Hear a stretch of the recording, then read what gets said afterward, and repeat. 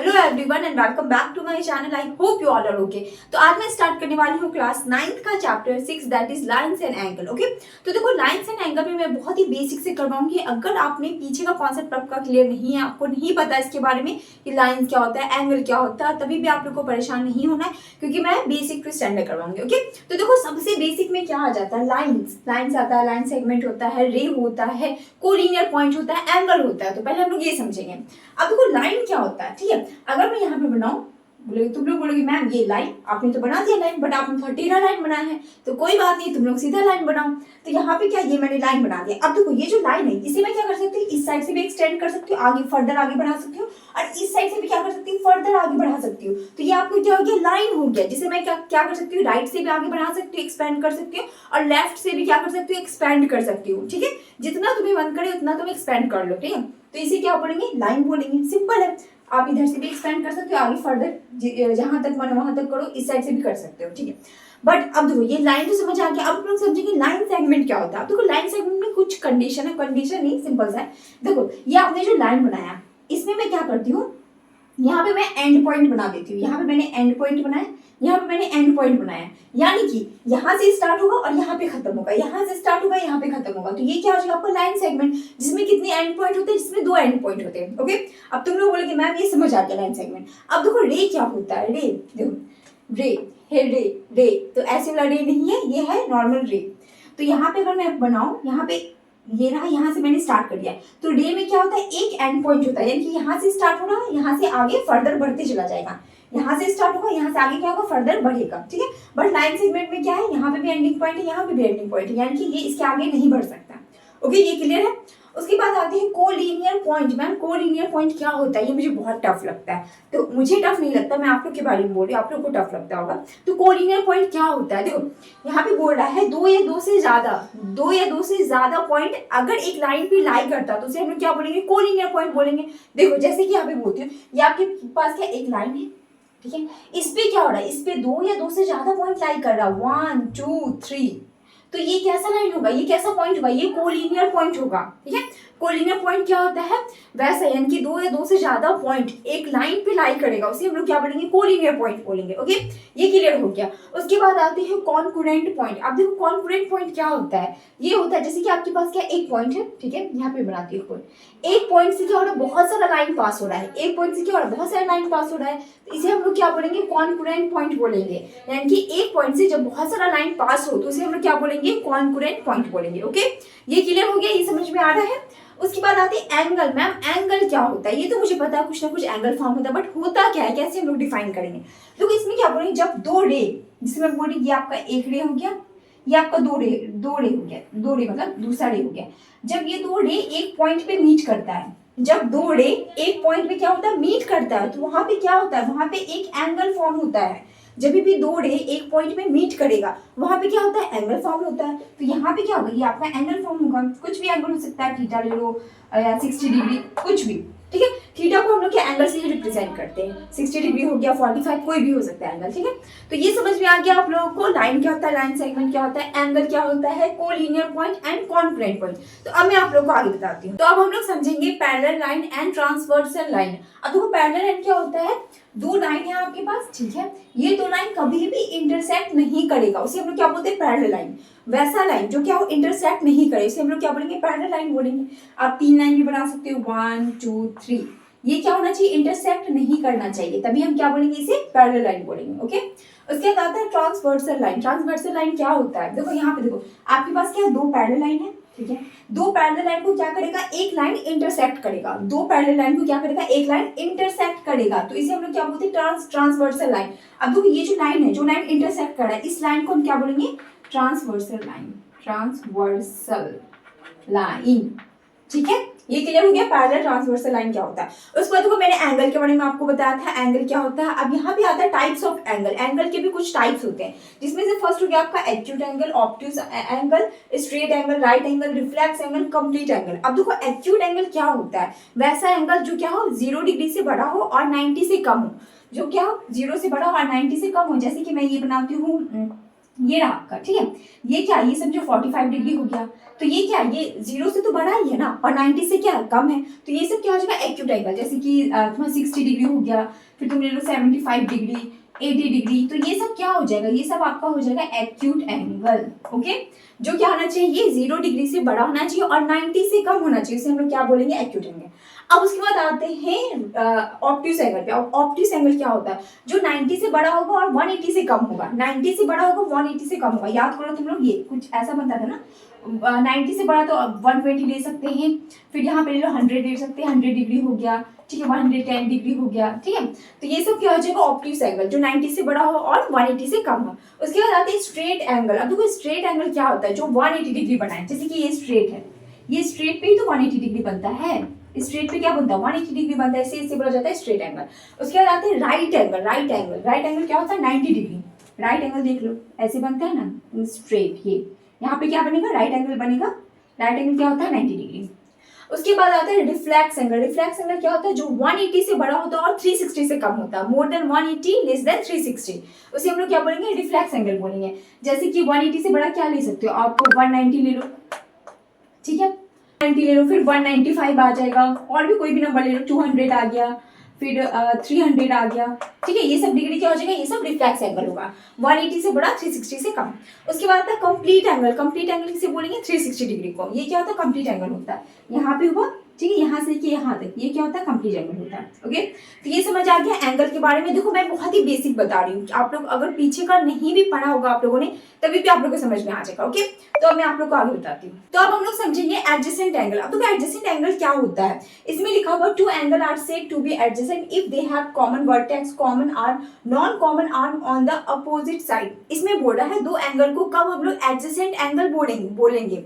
इसमें बोल रहा है कब बोलेंगे, जिसमें से बोला गया फर्स्ट क्या होना चाहिए, फर्स्ट में कॉमन वर्टेक्स होना चाहिए, यानी कि इस दोनों एंगल के बीच में, इस दोनों एंगल में क्या होना चाहिए, कॉमन वर्टेक्स होना चाहिए। अब एक बात ध्यान दो, वर्टेक्स क्या होता है, अगर मैं यहाँ पे ये बना रही हूँ, ये जो कॉर्नर पॉइंट है यही तो वो वर्टेक्स, ये जो कॉर्नर पॉइंट होता है ये क्या हो गया, ये वर्टेक्स हो गया, ठीक है।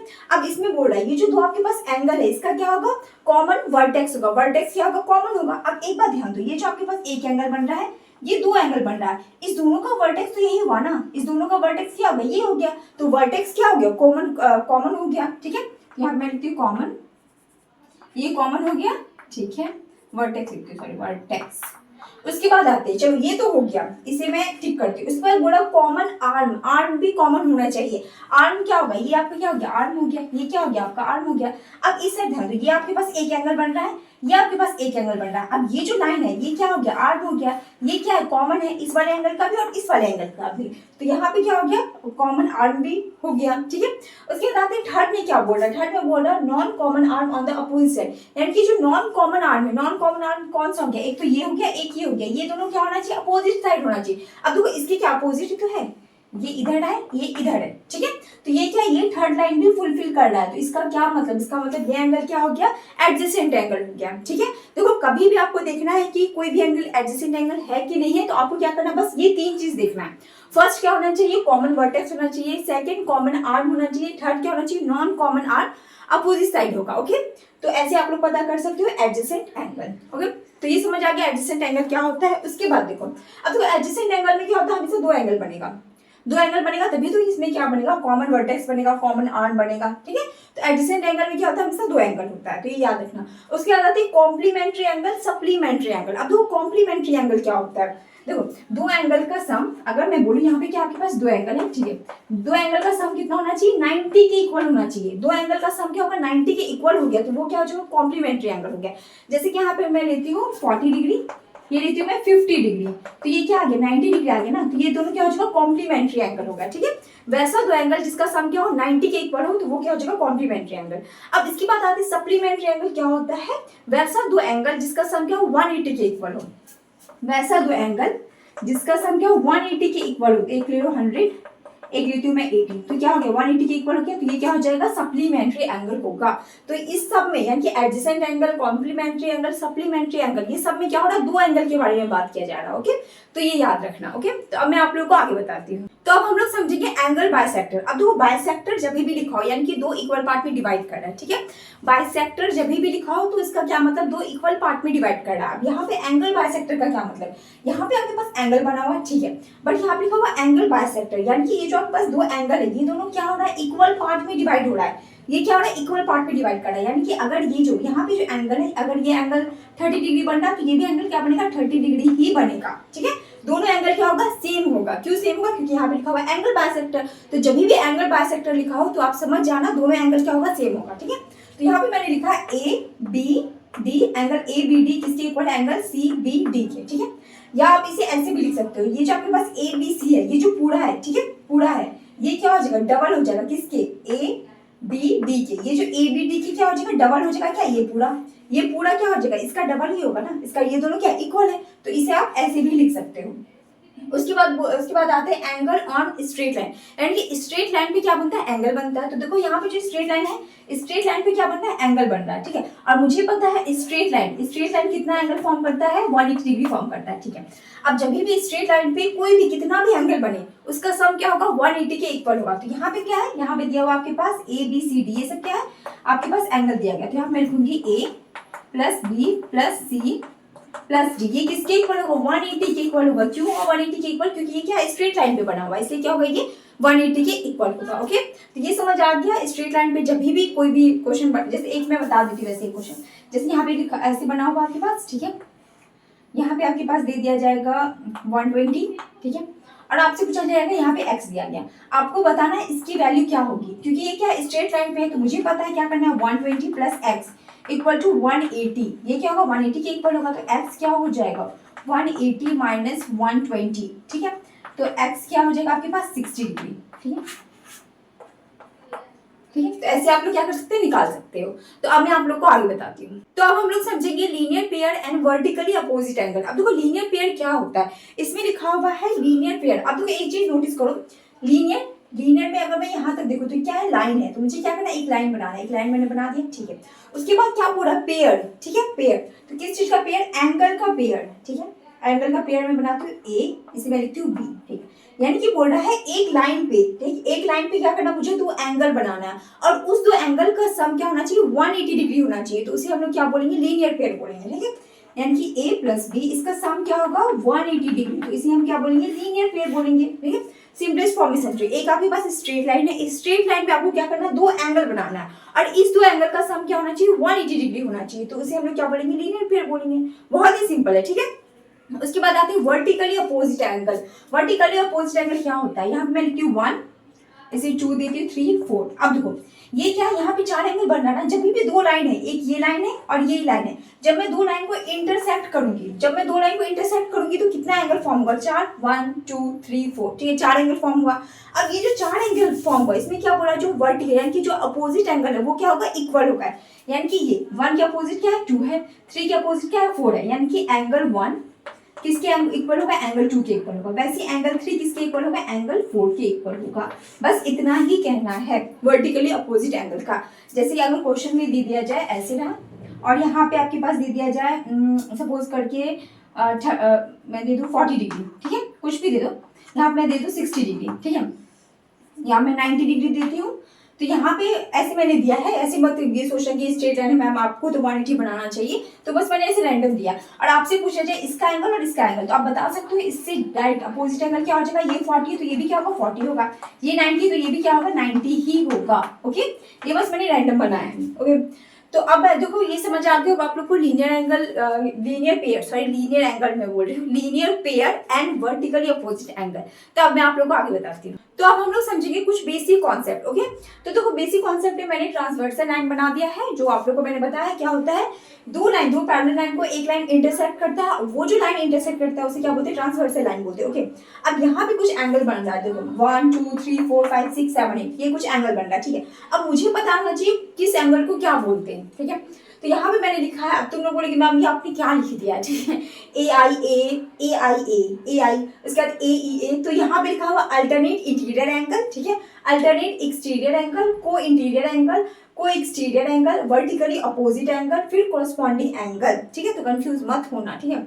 अब उसके बाद वो पहले हम आते हैं अल्टरनेट इंटीरियर एंगल। देखो इंटीरियर एंगल बोल रहा है ना, तो इंटीरियर एंगल क्या होगा, अंदर में एंगल कौन सा बन रहा है, ये बन रहा है ना 3, 4, 5, 6, ये क्या हो जाएगा, इंटीरियर एंगल होगा। बट यहाँ पे क्या बोला, अल्टरनेट बोला गया, तो अल्टरनेट में क्या हो जाएगा, 3 के अल्टरनेट क्या है, 6 है, 4 के अल्टरनेट क्या है, 5 है, तो यहाँ पे क्या हो जाएगा 3, 6, एंगल 3, एंगल 6, फिर क्या हो जाएगा एंगल 4, एंगल 5, ओके, ये हो गया।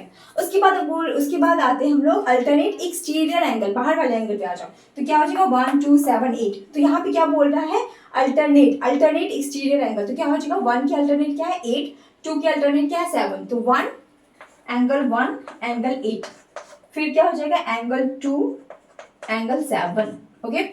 उसके बाद आते हैं को इंटीरियर एंगल। को इंटीरियर एंगल क्या होगा, यहाँ से पहले मैं इसे इरेज करती हूँ, ओके, तो को इंटीरियर एंगल आपका ये हो जाएगा, ओके, ये जो आपका बन रहा है ना ये इस शेप का, तो 3 और 5 ये दोनों क्या हो जाएगा को इंटीरियर एंगल, और इस साइड से देखिए देखा जाए तो 4 और 6 क्या हो जाएगा को इंटीरियर एंगल, तो यहाँ पे मैं लिखती हूँ एंगल 3 और एंगल 5 को इंटीरियर एंगल, फिर आ जाएगा एंगल 4 और एंगल 6 क्या हो जाएगा को इंटीरियर एंगल। और एक चीज याद रखना, को इंटीरियर एंगल का सम क्या होता है 180 डिग्री होता है, ठीक है, तो इसका सम क्या हो जाएगा, सम लिखती हूँ मैं, इस दोनों का सम मैं लिखती हूँ 3 प्लस एंगल 5 क्या हो जाएगा 180 डिग्री, इसमें भी क्या होगा 180 डिग्री ही होगा, को इंटीरियर एंगल का सम क्या होगा 180 डिग्री होगा। अब दो को इंटीरियर एंगल हो गया, अब मुझे क्या करना, को एक्सटीरियर एंगल लिखना। को एक्सटीरियर एंगल क्या होता है 1 और 7, 2 और 8, 1, 7, 2, 8, यहाँ मैं लिखती हूँ 1, 7, 2, 8, इसका भी सम क्या होगा 180 डिग्री होगा, तो ये याद रखना। उसके बाद आती है वर्टिकली अपोजिट एंगल। अभी जस्ट मैंने आप लोगों को बताया है कि वो क्या होता है, देखो यहाँ पे ये देखो ये दोनों लाइन क्या हो रहा है इंटरसेक्ट हो रहा है, तो कितना एंगल बन रहा है 1, 2, 3, 4, इस साइड भी दो लाइन इंटरसेक्ट हो रहा है, तो कितना एंगल बना रहा है 4 एंगल बना रहा है, ठीक है। तो यहाँ पे देखो 2 की क्या अपोजिट है 3 अपोजिट है, 1 की क्या अपोजिट है 4 अपोजिट है, तो यहाँ पे मैं लिखूंगी एंगल 2 किसके इक्वल है एंगल 3 के, ठीक है, एंगल 3 ऐसे मैं बनाती हूँ बॉक्स में। उसके बाद 1, 4, एंगल 1, एंगल 4, इसके बाद नीचे आ जाओ, नीचे क्या है 5, 8, 6, 7, 5, 8, 6, 7, 5, 8, 6, 7, ओके, ये हो गया।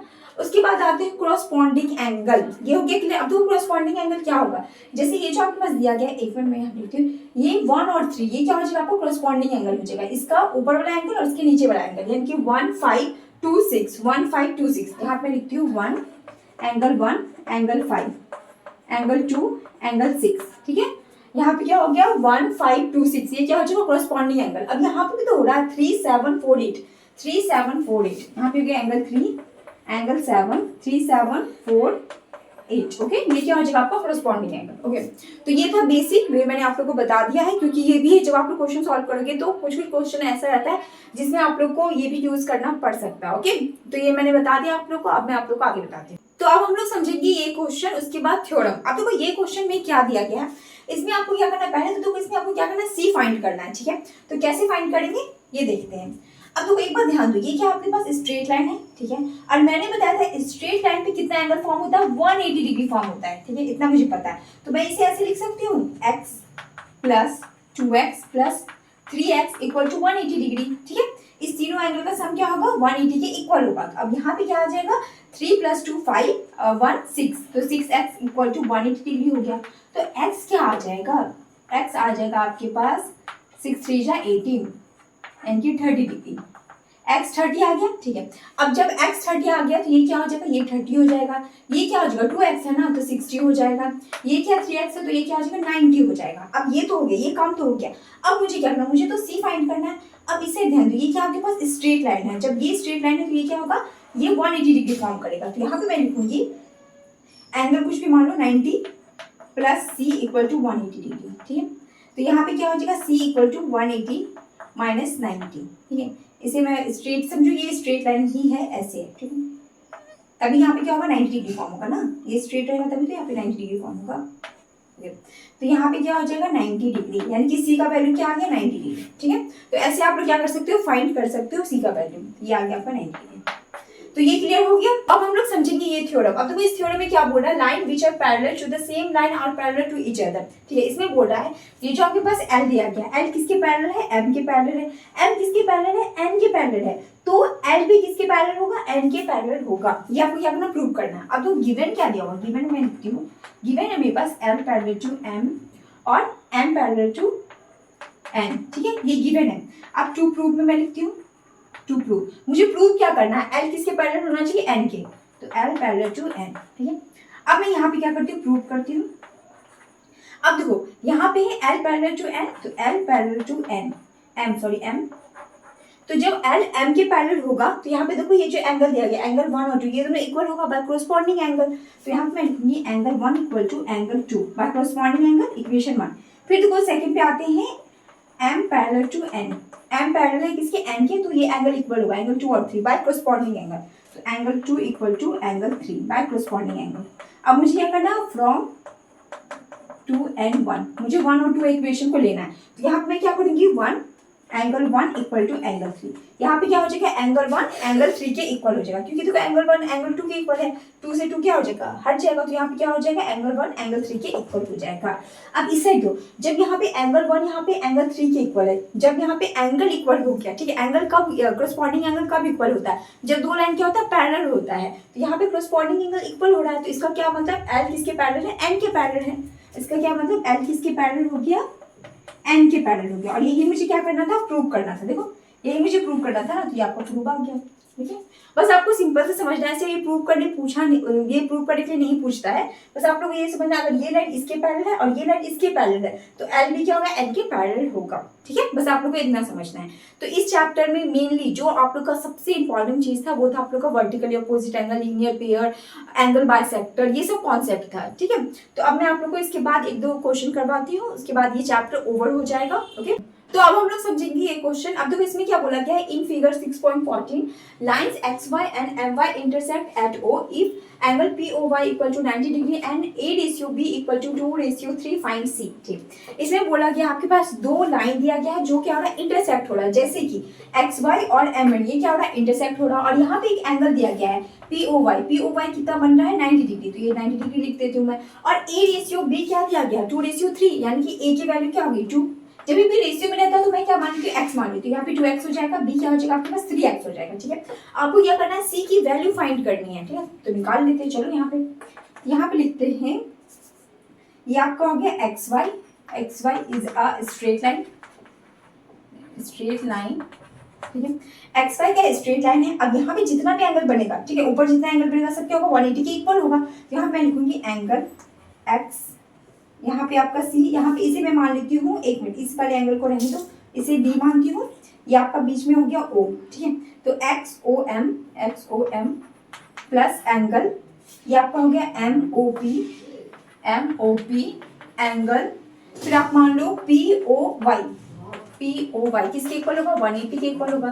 ठीक है, अब यहाँ पे बोले एक्स ओ एम क्या हो गया 3x, यहाँ पे 2x 90, तो ये आपका हो गया 3x plus M O P क्या हो जाएगा 2x हो जाएगा, प्लस ये क्या हो जाएगा 90 इक्वल टू 180 डिग्री, यहाँ पे क्या होगा 5x, एक minute 5x equal to 180 minus 90, तो 90 हो जाएगा, x क्या हो जाएगा 90 डिग्री, तो x क्या हो जाएगा 90 अपॉन में 5, तो यहाँ पे हो जाएगा 5 में 5, 5 8 40, तो x क्या हो गया 18 आ गया। ठीक है, जब x 18 आ गया, अब मुझे क्या निकालना है, c निकालना है ना, c निकालना है, तो यहाँ पे देखेंगे ये जो आपके पास लाइन है एम एन क्या स्ट्रेट लाइन है, तो यहाँ पे मैं लिखूंगी एम एन, इस साइड में लिखती हूँ, M N is a straight line.